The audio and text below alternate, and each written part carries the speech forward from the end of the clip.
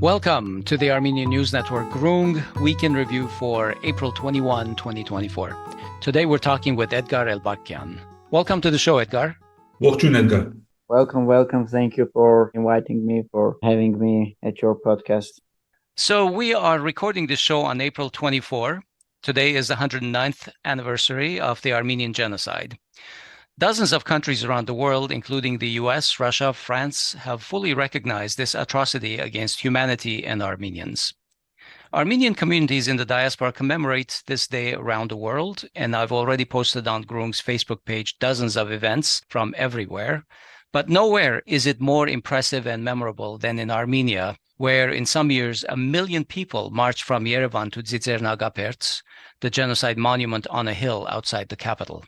Each year, there's a giant commemorative torch procession and gathering in Republic Square on the eve of April 24. This year was no exception. Hovik and Edgar, what are your impressions of the day's events? Can you share some of your thoughts?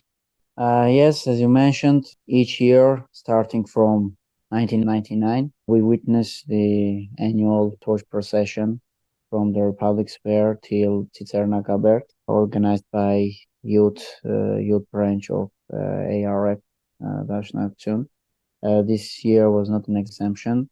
However, starting from 2021, unfortunately, we have a new symbolism, new meaning within torch procession and within the very process of genocide commemoration.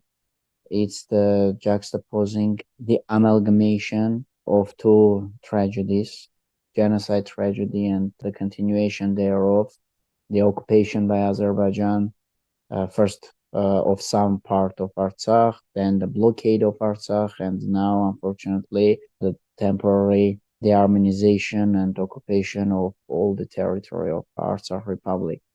So it's a new reality. It adds much more meaning, much more tragedy, but at the same time, much more consciousness and feeling of responsibility towards those who sacrificed their utmost, starting from the genocide time up till now. And it was very impressive, for example, yesterday, since you asked the question, not in an academic sense, requiring from me some political science-based insights, but just impression as an Armenian, as a member of Torch Procession. I'll share with you my impression from yesterday's event when the leader of youth branch of Pashinyan, Sargsyan, called upon the Azerbaijani youth and appealed to them, telling that they are not going to enjoy the lands they took from us. These processes are not going to last forever. Their victory is temporary, and the ultimate victory will be on our side, since our struggle is the most just, most fair struggle in the world. So that was my personal impression, that the more the situation is going downwards, the more the situation becomes hard to handle, the more we feel responsibility on us or on new generation to handle it. It's difficult to add to what Edgar said, other than my own personal story is that, I'm a grandson of genocide survivors from Mursasun. I'm also a grandson of Artsakh, and at least, before the war, definitely, and even, let's say a year ago, I had the hope that I could visit some of the lands that my grandparents and my ancestors in Artsakh lived on. And the sad reality is that for many Armenians, most of our ancestral lands are now no-go zones. And my impression is that I think this event serves to galvanize and bring more energy to people. It's not just a commemorative event. It's not simply let's remember. For me personally, it gives me energy to continue for another year in my struggle, in my personal struggle, and hopefully as part of our national struggle. And from that perspective, I think this is necessary, and it is essentially I consider this the events around this, and especially the torchlight procession, the sort of the pulse that sometimes fades away, but the pulse that the Armenian consciousness that exists and is beating loudly on these days, and hopefully it'll help us carry on our struggle. Yeah, to me also, this is an affirmation of our history and identity. How did the government leaders commemorate this year? I read that it was kind of a closed event with tightly selected journalists only allowed to cover the commemorations. I'd like to touch upon the topic of not exactly how they commemorate from technical perspective, but how they try to make people commemorate genocide, how they try to engineer social perceptions and historical memory around the genocide history, genocide page of the Armenian history.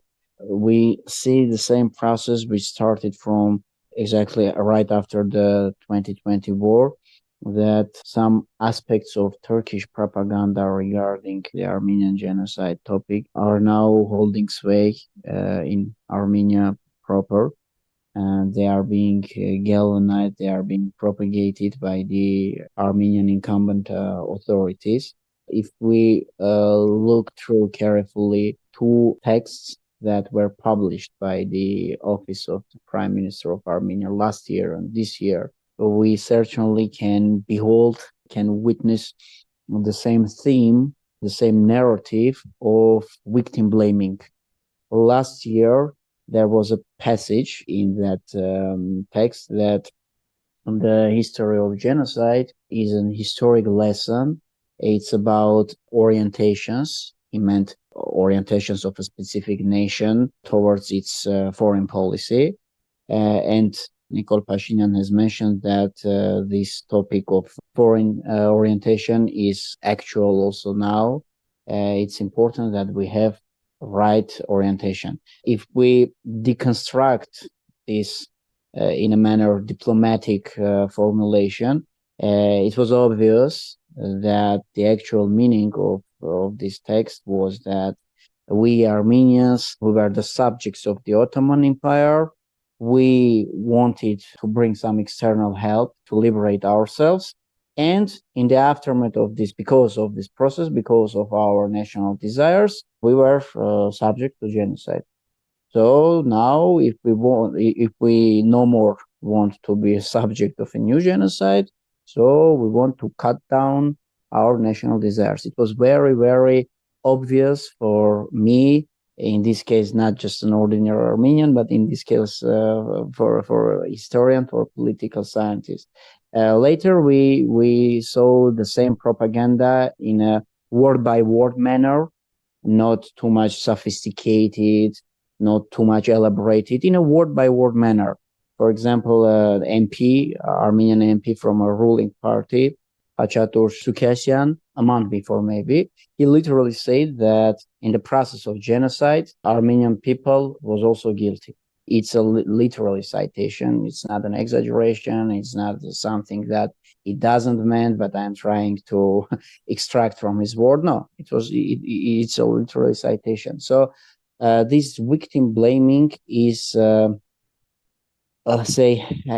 it's not moral, but from morality perspective itself, but also from political perspective, because by blaming the victim of a particular crime, especially the genocide, which is a crime against humanity, we are opening a door towards new crimes, new genocide. So that's the main topic I prioritize in this case, and that's why I wanted to underline this part of the whole process.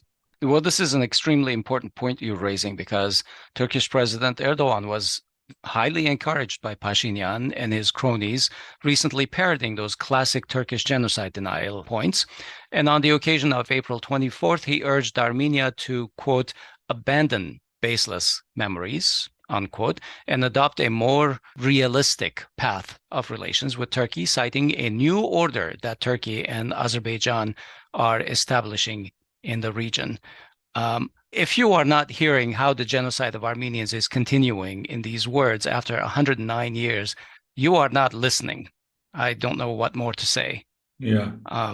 Meanwhile, given what's going on in Tavush, And we'll talk about that in a moment a little bit more.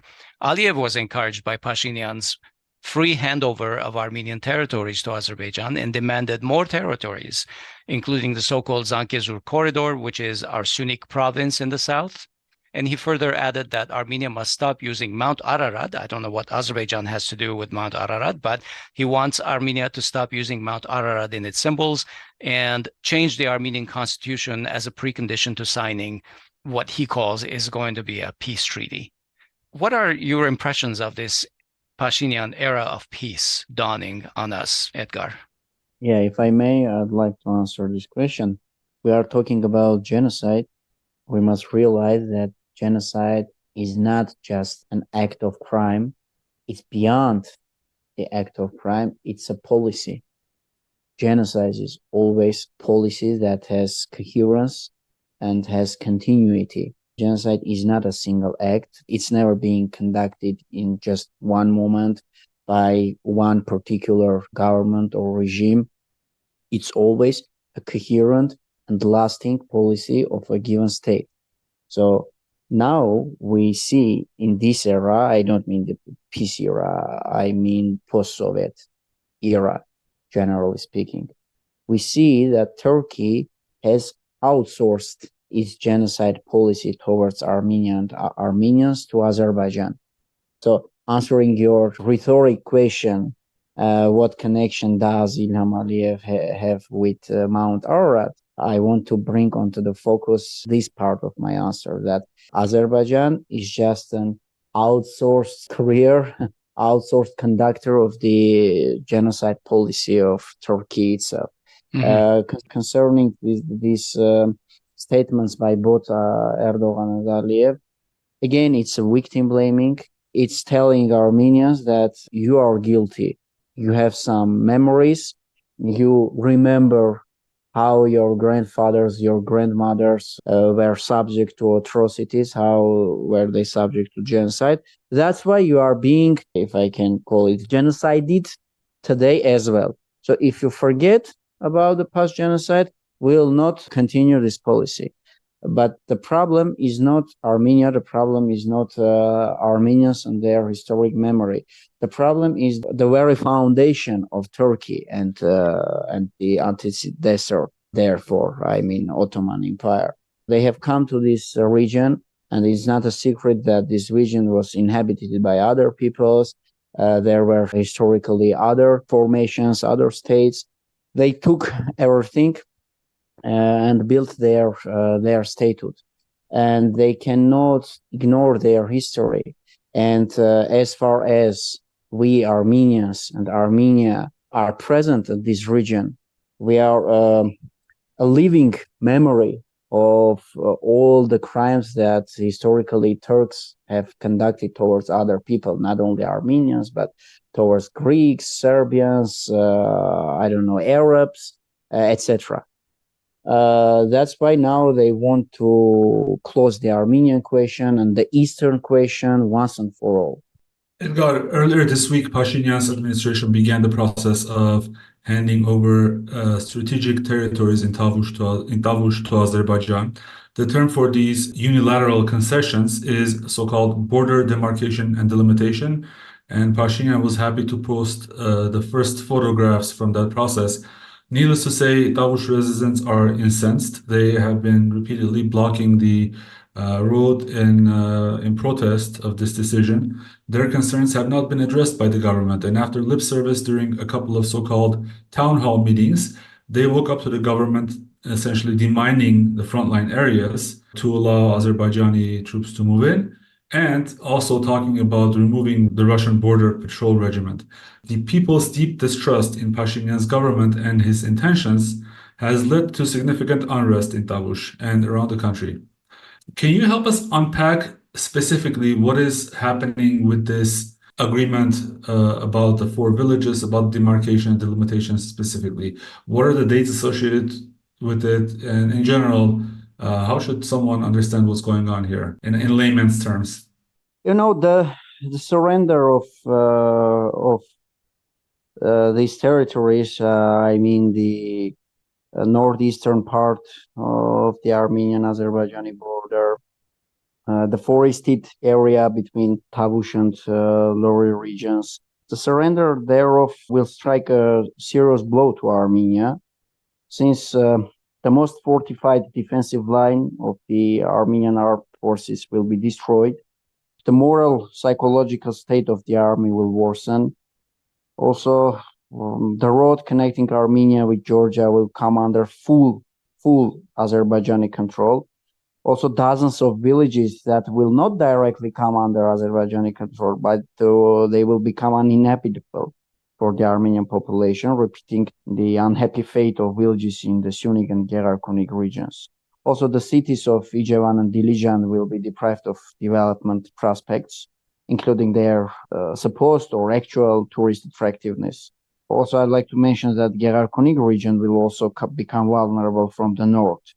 And Azerbaijan will gain unhindered access to the lower region from the forest massif of Verin-Voskepar, the former enclave that the incumbent government is also willing to surrender to Azerbaijan. So these are the realistic consequences of this process. I'd like to mention that the demarcation and delimitation processes, they usually take very, very long time.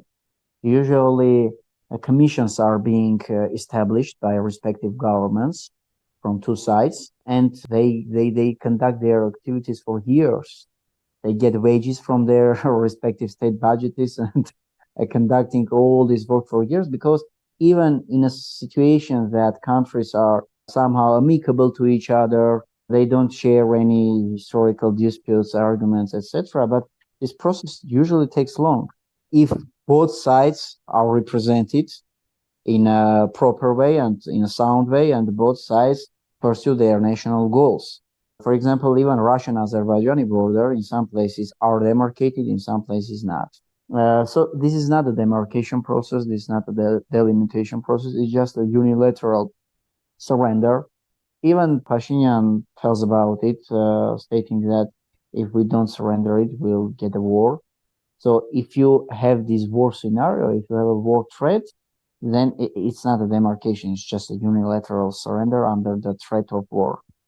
Edgar, what is the basis of this demarcation delimitation? If Azerbaijan and Armenia have not agreed on any maps on which they're going to base all these discussions and so-called negotiations, what is the basis on which they can put a goalpost someplace and say it's Armenia on this side and Azerbaijan on that side? And they claim that the legal base, in brackets of course, is the Almaty Declaration, which in its turn cited the actual borders. Is that true? To my knowledge, the Almaty declarations did not have maps or anything like that. It just basically, they said Soviet borders, and the only demarcations for those are in the maps in the custody of the Russian military. The most ironic and tragic part regarding all this Almaty story is that Almaty declaration cited the actual borders, the existing borders of that time. On the time when Almaty Declaration was signed, Nagorno-Karabakh Republic, Artsakh Republic had already proclaimed its independence, and actually it was existing in some borders. But as we know, the Almaty Declaration was being very often cited as a legal basis to surrender Artsakh. It was being cited by the Armenian government. Now it's being cited for justifying this surrender process. But as you know, Ilham Aliyev has stated many times that they don't agree with this approach of having delimitation based on the Soviet topographic maps. They have their own maps. I guess he cites the maps that was presented by the newly established Azerbaijani delegation to Paris Peace Conference in 1919. And this map envisioned an Armenia with nothing, with Echmiadzin, with Yerevan, with some parts of modern-day Kotayk region, and nothing more. So I guess they are speaking about this map. Or it's not an exaggeration, since we have this propaganda inside Armenia as well. As you know, the wife of the Prime Minister of Armenia is notoriously known for propagating the island scenario for Armenia. She likes to speak about Ireland very much. As you know, Ireland is a very, very small country with no I don't know, sovereign army, which doesn't have its own army, and is thoroughly dependent on the United States of America. And some other pro-Pashinyan or pro-Western cycles are also known for propagating the idea that the world is going towards a city-state scenario, and it's not bad that in some way Armenia will be left with just 1 year one. If I could just add to that, Western leaders of all kinds and shapes and sizes started congratulating the both sides, and Charles Michel specifically used the term that he's happy that this is being delimited and demarcated based on the Alma-Ata Declaration. But I would like to add that the actual agreement or the statement that was distributed by the Ministry of Foreign Affairs cites a very big loophole. And it says that, if at the future, during the so-called sort of peace agreement, they come to different maps, then those will take control, and the current process will be modified to fit that narrative. So essentially, Aliyev is getting whatever he wants by using the so-called Alma-Ata process, and he has all the cards, especially dealing with Pashinyan. He has all the cards enforcing Pashinyan for signing a future so-called peace agreement, and he will use those cards and get more concessions that are outside of this scope of Alma-Ata. I think that there is an important nuance that is not normally covered.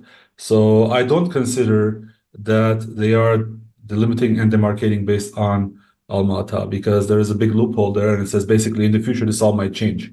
Hey everyone, let me remind you to support us to help us expand our reach. Go to our donate page, podcasts.groong.org/donate, and consider buying us a coffee. Or better yet, become a sustaining member of Groong with a monthly contribution. We are going to keep going as we have for years, but we are stronger with your support than without. podcasts.groong.org/donate. Thank you, and on with the show. Hovik, you were in Tavush less than a couple of weeks ago. Do you have impressions that you would like to share from that region? Did you see the border posts, the Russian border patrols, etc.? No, so I actually, the most impactful part of my trip was when we were stopped on the Kiransk bridge, and there is a little wedge, if you look on the map, that goes into the Kiransk bridge in the air and comes out. And this is basically what Pashinyan has agreed, and he has agreed to give part of this bridge, which is part of this strategic highway, to Azerbaijan. When you delimit and demarcate borders, there's a special guide for this developed by the OSCE as well. The needs of the population locally must be paramount. They must take priority. I don't see how Azerbaijan gains anything for their local population, which currently doesn't exist there. But even if they had a village in one of their depopulated villages, even if they had people, I don't see how this virtual triangle inside Armenia would benefit them. And the only reason, I repeat, there is 1000%, the only reason that Aliyev is doing this is to deprive Armenia of strategic communications, to gain military advancement, like Edgar said, and everything else Edgar said, and there is no benefit for Armenia. And why is Pashinyan doing this? I think that you should come to your own conclusion. But there's no sensible reason why this is being done. And when you go further north towards Voskepar and those areas, the border on the map crosses in and out of Armenia 4 more times or 5 more times, I believe. And that's next, because those are the areas that they decided to delay for now. But that's going to come up next. And essentially, you're going to cut up that highway into multiple pieces with no apparent benefit to Azerbaijan other than causing pain for Armenia, and no apparent gain for Armenia either. What about the gas pipeline that goes through this region from Russia to Armenia? Edgar can talk more about it, but it's not just gas, it's communications pipeline. To me, my own opinion, and I hope I'm sure that Edgar has, the much more studied opinion than mine. But my own opinion is that gas pipelines and communication pipelines can move, but even those require time. Mhm. But a military fortification that has been built for 30 years and that has withstood the test of time is very difficult to move that, and you will essentially be moving the military positions into the civilian population areas. And I agree, everything Hovik mentioned. Yes, everything can be moved, but it's cost, and it's cost without any benefit. They have also issued a tender. The incumbent Armenian government has already issued a tender to build a new road from Yenukavan to Jujevan, circumventing road through a forest massif. I've spoken to some independent specialists or specialists of road constructing, and they have told me that in such a terrain, it will take 3 years with a very professional approach and with a very professional conducted company to build that road. Two important conclusions from this: that they actually know that they are going to surrender all the road, and despite all the rumors, despite all this lie and propaganda that Azerbaijanis will stand on the bank of the river, they will not move forward towards the road, etc. It's just a way to somehow soften the public anger. They know very well that this road will share the same fate as Goris Kapan and Jakaten road in Unix. This is the first conclusion. The second conclusion, that at some point Armenia will be deprived of communication from Tavush to Georgia, to the external world, because building this new road I mentioned through this terrain, and in a situation that this construction process will also be observed by the Azerbaijani forces. It seems unrealistic. And practically, Armenia will be deprived of. Armenia has 3 roads connecting it with Georgia, 2 main arteries, and 1 road for trucks, not for ordinary cars. So Armenia will be deprived from one of them. And unfortunately, it's what I have called several months ago. It's the Palestinization, the West Bankonization of Armenia.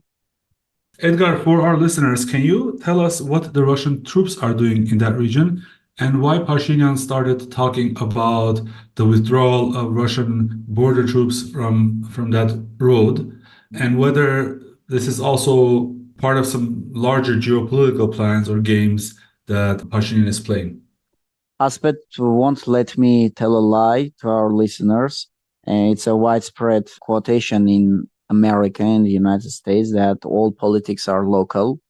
It's true for America, it's true for United Kingdom, maybe for Russia, I don't know. It's true for great powers. For small powers, it's not true. For small powers from small states, all politics is not local. It's external. It's foreign. And so-called Velvet Revolution that took place in Armenia 6 years ago, it was not local. It was not about Armenia, about Armenia's needs. It was about changing the foreign orientation of Armenia. It was about transforming Armenia into a tool for Western powers against Russia and against Iran. As you can remember, right after the revolution, in the fall of 2018, the security advisor to the President of the United States, John Bolton, visited Armenia and told that Armenia needs to get rid of historical perspective, get rid of historical perceptions. Armenia must be ready for painful concessions, compromise. And right after this statement by Bolton, Armenian Prime Minister Nikol Pashinyan said that we need to be ready for a situation where Armenia's border with Iran will be cut off. So in our country, all politics is external.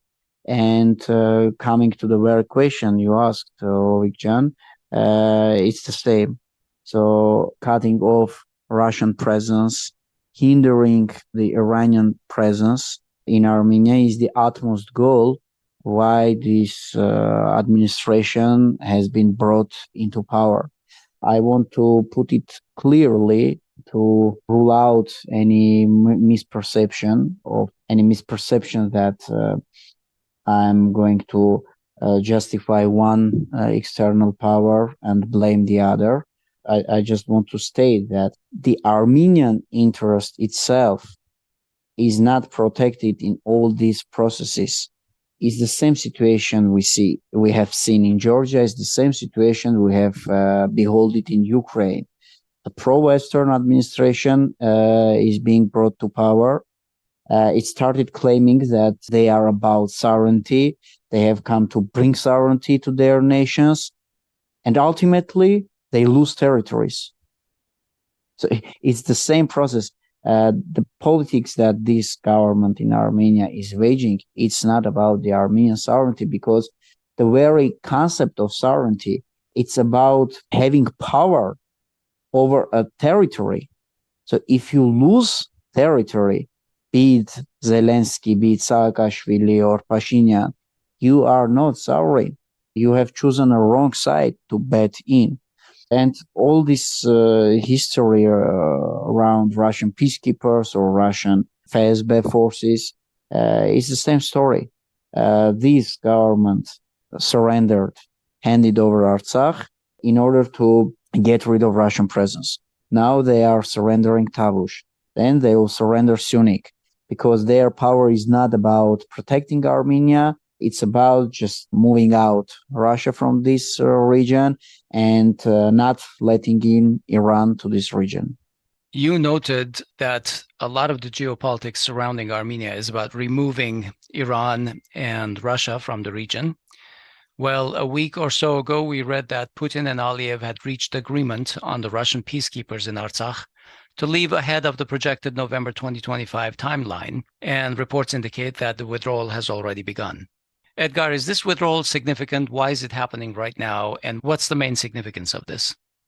The withdrawal of Russian peacekeepers from Artsakh is a manifestation and proof of a historic truth that in the Caucasus region, the Russian and Armenian interests are intertwined. There isn't any Armenian presence in a particular place. There will not be a Russian presence, be it Erzurum, Karin, Mush, Van, Kars, or Shushi and Stepanakert. Second, more modern day implication of this, as we saw right after the withdrawal of Russian peacekeepers, we had this Tavush story, this so-called delimitation and demarcation process. Why?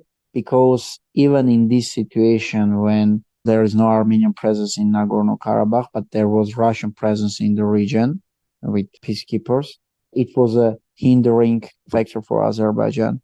They got rid of this factor, of course, with the continuous help of the Armenian de facto government.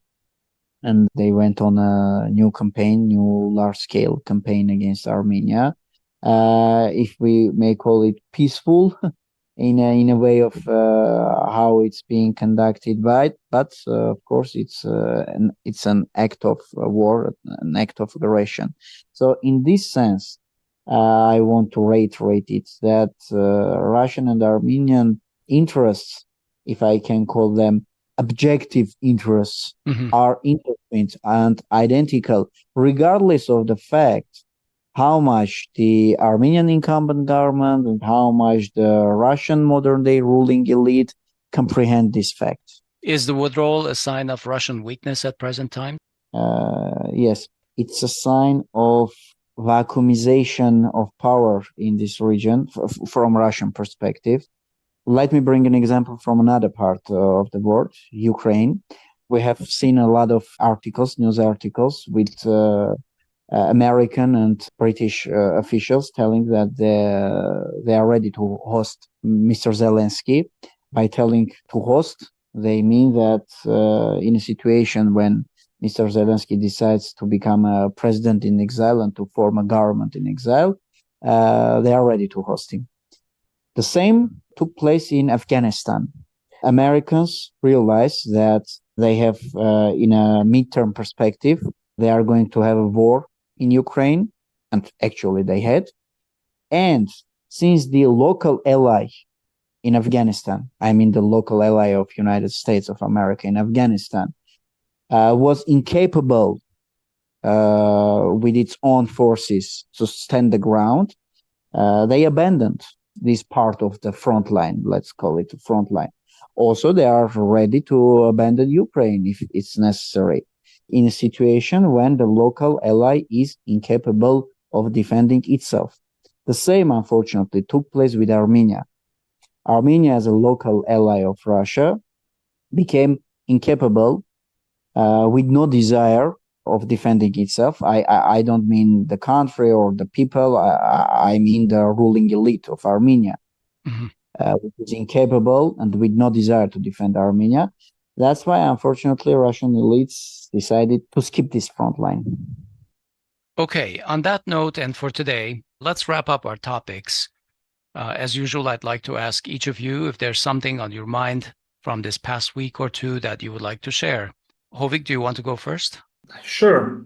So today I watched a 10-minute video of how Anna Hakobyan, Pashinyan's wife, was committing child abuse by taking their small daughter to Tsitsernakabert, and were people angry, rightly so, angry at the Pashinyan regime for ceding their land, were saying Nikol Davajan and Nikol Horatu. And, I could remember that child's face. And of course, I feel bad that she has to go through with it. But it just reminds me how sociopathic this couple is, that they would try to use any opportunity for PR improvement, for simple minor gains, and they use their children for that effect. No leader recognizing the situation he's in, even let's say you're a benevolent leader, but you have to make very tough decisions for your country, you would not subject your children to that kind of a public persecution and outcry. And for this regime, that's just part of the game. Edgar, any thoughts you'd like to share? As you know, right after the 2020 war, I call it the Third Karabakh War, because we have the first victorious war in 1990s, the second April War, again victorious, and 2020 war, which the third in a row. Right after this war, we are witnesses of anti-revenge, anti-revengist rhetoric holding sway in Armenia and being conducted by the incumbent government of Armenia and being conducted by Erdogan and Aliyev. And this term has become synonymous of something bad. I want to bring into attention of our audience that historically, throughout the history of not only states, but the human race itself, revenge has served a very constructive social role in the development of human populations. Revenge served the purpose of putting a cost on the side that has infringed some established laws. If you don't take revenge over that particular side, it's going to recommit again the same violence, the same infringement. In our case, the situation is the same. We have not yet took revenge over Turks for the genocide they crime. That's why they committed the second one. I mean, the expulsion of Artsakh Armenians, the ethnic cleansing of Artsakh, that's actually the same as genocide. Our revenge is not destructive. It's constructive, because it's about our Armenian people of Artsakh returning to their home places. It's about reconstruction of our historical Christian monuments on the Artsakh territory. It's about defending the right of refugees. It's about reconstructing our victorious army that traditionally has served a stabilizing role in the region. So I want to bring this into perspective, that we should not get embarrassed. We should not self-limit us with the propaganda thesis and propaganda narrative being constructed and conducted by our enemies. In our case, revenge is not an act of violence. It's an act of stating the justice, as it's mentioned on the grave of Nemezis hero Arshavir Shirakian. Through him, justice was served. Thank you. But I have to say that I reject the term revenge and revanchism and other Turkish-promoted terminology designed to frame Armenian demands for justice and freedom as acts of anti-humanism. If I want Armenians to live free on their homeland, that is a demand for justice. And if you look at the language that they're using, all you have to do is replace revenge or revanchism with demands for justice and see how everything works perfectly. So no, I reject these terms, and I'm not going to be boxed by Turkish propaganda. I can't add anything because I totally agree with Asbed. All right, let's leave it there for today. Thank you, Edgar, for joining us. I really appreciate the time you've given us. Thank you, Edgar. Thank you. That was our Week in Review show, recorded on April 24, 2024. We've been talking with Edgar Elbakyan, who is a political scientist and social thinker based in Yerevan, Armenia. He is a co-founder of the Armenian Project nonprofit organization, which contributes to enhancing Armenian national civil society. Please remember to support us. Go to our donate page, podcasts.groong.org/donate, and consider buying us a coffee, or better yet, become a sustaining member of Groong and give monthly. Thank you in advance. I'm Asbed Bedrossian. And this is Hovik Manucharyan. Please follow us on social media and follow us everywhere you get your Armenian news. The links are in the show notes. Thanks for listening. We'll talk to you soon.